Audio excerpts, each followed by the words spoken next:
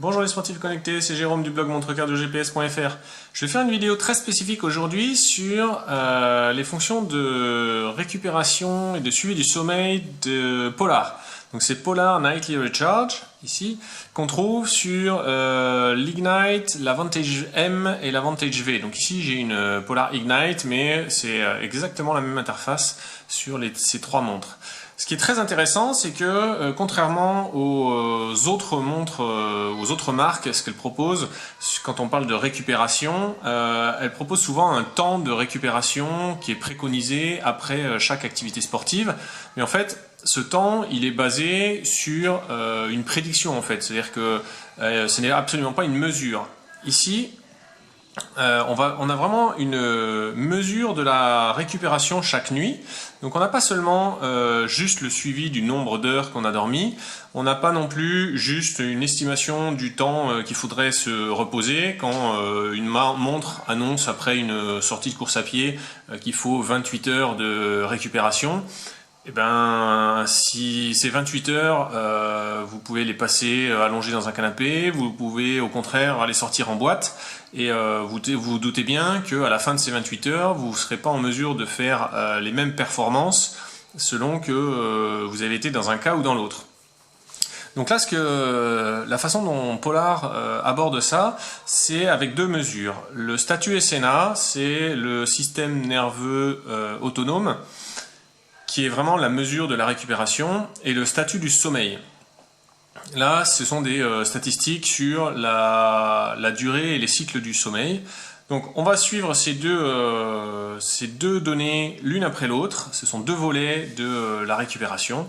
Et puis, si vous aimez cette vidéo, mettez-y un j'aime, ça va aider à ce que d'autres personnes la découvrent. Donc on commence par le statut du système neuronal autonome. Là, on a une note qui va de moins 10 à plus 10. Donc, elle est basée sur différentes statistiques, différentes données qu'on va voir juste après. Là, vous voyez que visiblement, j'ai pas eu une bonne récupération. Mon corps, il est toujours en train de récupérer. J'ai une note qui est dans le négatif. Alors, on va aller voir pourquoi. La première indication, c'est la fréquence cardiaque moyenne. Donc là, on voit qu'elle est supérieure de, je sais pas, quelque chose comme 8% à la moyenne des 28 derniers jours. Donc ça veut dire quoi? Ça veut dire que mon corps, eh bien, mon cœur était en train de pomper pour alimenter mon corps, mes muscles, qui sont en train de récupérer de la sortie de vélo que j'ai faite hier. Alors ici, on a l'intervalle. Donc ça, c'est la même donnée que la fréquence cardiaque moyenne, simplement exprimée à l'inverse. C'est-à-dire qu'ici, on dit que mon cœur bat à 67 fois par minute. Et là, on dit que il y a 891 millisecondes entre deux battements. Alors, ce qu'il y a, c'est que ça, on va le lier, l'intervalle, avec la suite, la variabilité de la fréquence cardiaque. Donc là, c'est une donnée qui veut dire que, certes, en moyenne, mon cœur bat une fois tous les 891 millisecondes, mais des fois c'est 870, des fois c'est 922, et donc il y a une certaine variabilité de battement en battement. Cette variabilité de la fréquence cardiaque, alors c'est assez non intuitif. Plus elle est élevée et plus c'est signe de bonne santé, de bonne capacité physique et de bonne récupération.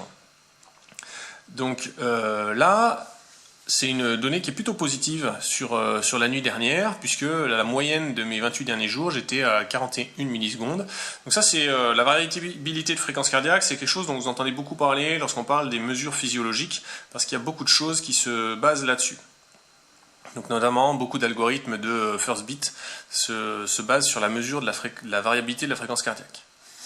Et enfin, dernière donnée, on a le rythme respiratoire moyen. Donc là, j'étais plutôt en dessous de ma moyenne de 28 jours. Souvent, ce que je remarque, c'est que après une grosse journée d'effort, eh bien, j'ai tendance à respirer un peu plus rapidement. Forcément, hein, c'est lié.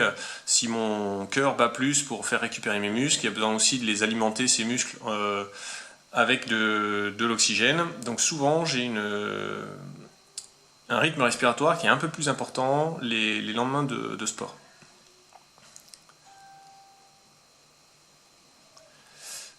Donc voilà, donc au bilan, lorsqu'on Polar analyse les données de rythme respiratoire, de variabilité de fréquence cardiaque et de fréquence cardiaque moyenne, il en tire une note qui va donc de moins 10 à plus 10.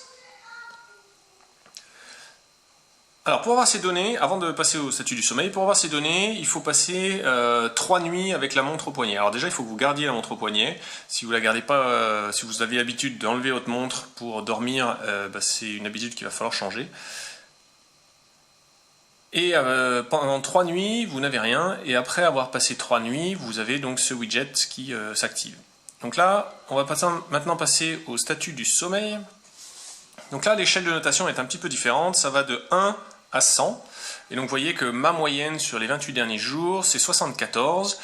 Et là, cette nuit-là, je suis arrivé à un score de 69. Alors on va voir comment Polar calcule ce score à partir des différentes données sur ma nuit. De prime abord, on voit que j'ai dormi beaucoup plus, forcément, hein, on est le week-end, donc j'ai fait du sport samedi matin, mais j'ai beaucoup dormi dans ma nuit de samedi à dimanche. J'ai dormi 1 heure de plus que ce que je dors habituellement. Et pourtant, vous voyez, ça ne m'empêche pas que ma qualité de sommeil est inférieure à l'habitude. Alors on va aller voir pourquoi, en descendant un peu plus dans les autres statistiques. Ça, c'est le sommeil réel. Donc, certes, j'ai été couché dans mon lit pendant 8h58, mais si on enlève toutes les phases de court réveil, je n'ai dormi que 92 heures effectifs sur ces 8h58. On a donc là ensuite un score de continuité. Donc, vous voyez que là, mon sommeil a été légèrement interrompu, un peu plus interrompu que d'habitude.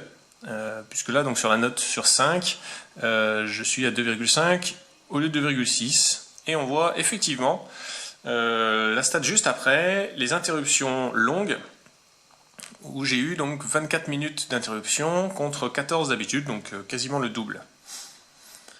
J'ai donc fait 6 cycles du sommeil, ça c'est ce que je retrouve régulièrement depuis quasiment un mois que j'analyse mon sommeil avec d'abord l'Avantage V et ensuite la Polar Ignite que j'ai reçu. On trouve après le pourcentage donc, du temps passé en sommeil paradoxal et en sommeil profond. Donc ce sont les deux phases de sommeil où les muscles sont en phase de récupération. Les petites différences, c'est que dans le sommeil paradoxal, les muscles sont en récupération, mais pas le cerveau. Le cerveau turbine à fond. En fait, c'est là que s'imprime un maximum de choses dans la mémoire. Et en sommeil profond, en revanche, là, il y a bien le cerveau et les muscles qui sont en récupération. Et puis le sommeil léger, c'est tout simplement la phase de transition entre le réveil et une phase de sommeil paradoxal ou de sommeil profond. Et ensuite, ce qui reste, c'est les 8% d'interruption. Ensuite, alors je l'ai fait déjà ce matin, ça c'est le fait que j'ai bien dormi, c'est quelque chose que j'ai rentré manuellement. Donc tous les matins, vous pouvez descendre en bas de ce widget, il suffit d'appuyer dessus et on peut indiquer manuellement à la montre. Ça permet de suivre notre ressenti à nous et pas seulement se baser que sur les mesures des montres. Et ça permet de voir si lorsque j'ai l'impression de bien dormir, j'ai effectivement une bonne récupération ou pas. Voilà, donc ces deux volets de la récupération, ça ne s'arrête pas là, puisqu'ensuite ces données sont automatiquement répercutées dans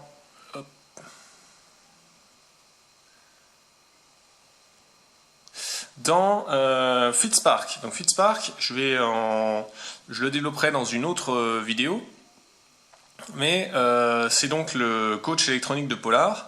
Et vous voyez que pour aujourd'hui, il me suggérait de faire du cardio en endurance fondamentale, donc zone 1 et 2, pendant 1h42, ou bien d'autres séances. Par exemple, il me suggérait de faire une séance en zone 3 d'1 heure. Eh bien, les données de récupération qui ont été analysées par Nightly Recharge sont injectées dans ce FitSpark. Et donc, peut-être que si j'avais mieux dormi, il m'aurait suggéré de courir 1h15, et si j'avais moins bien dormi, il m'aurait peut-être suggéré de courir que 52 minutes. Donc voilà, tout s'intègre, et donc ça fait quelque chose d'assez complet en termes d'analyse de récupération. Donc pour Nightly Recharge, vous savez tout. Ça permet, selon moi, de donner de bonnes indications parce que ça va prendre en compte le fait que vous puissiez être malade, le fait que vous puissiez faire une soirée en boîte de nuit ou simplement arroser pour le réveillon. D'ailleurs, ce sera intéressant de voir ce que ça donnera la nuit du 31 décembre au 1er janvier. Ça va analyser le fait que, je sais pas, vous soyez plus stressé.